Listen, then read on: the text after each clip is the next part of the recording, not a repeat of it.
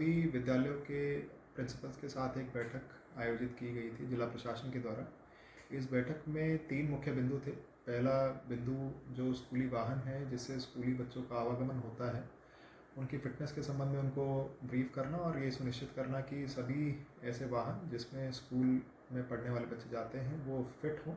और उनकी proper checking करते हुए उन्हें पोर्टल के ऊपर, जो एक पोर्टल अभी बनाया गया है उसके ऊपर उसे अपलोड किया जा रहा हो। दूसरा जो इम्पोर्टेंट विषय था जिसके ऊपर सभी लोगों से वार्ता की गई और सभी लोगों को जो हमारे पास डेटा संकलित किया गया था उसके बारे में भी अवगत कराया गया। ये देखा गया है कि लगातार जन सामान्य द्वारा और हमारे सम्मानित मान्य जनप्रतिनिधिगण द्वारा ये शिकायत की जा रही है कि कुछ प्राइवेट विद्यालय ऐसे हैं जिसमें एक एनसीईआरटी की बुक्स से बच्चों को ना पढ़ाते हुए कक्षा 1 से 8 तक कुछ स्पेसिफिक पब्लिशर्स की किताबों का इस्तेमाल किया जा रहा है और उनके जो रेट्स हैं, जिस रेट पे वो मार्केट में अवेलेबल है, वो बहुत ज़्यादा है। और ये भी शिकायत की गई थी कि कुछ ही दुकानों पर वो अवेलेबल है और उसमें अनैतिक रूप से विद्यालयों द्वारा धनोपार्जन किया जा रहा है।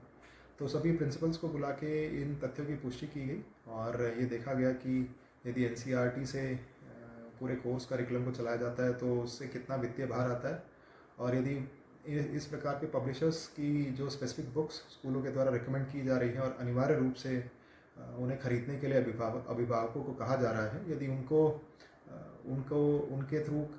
पढ़ाया जाता है करिकुलम में, तो कितना वित्तीय भार आता है, जो कि पाया गया कि जो शिकायतें हमारे पास आ रही हैं वो काफ़ी हद तक सही है। तो सभी को सचेत किया गया, उनसे अनुरोध किया गया इस बात के लिए कि अभिभावकों के ऊपर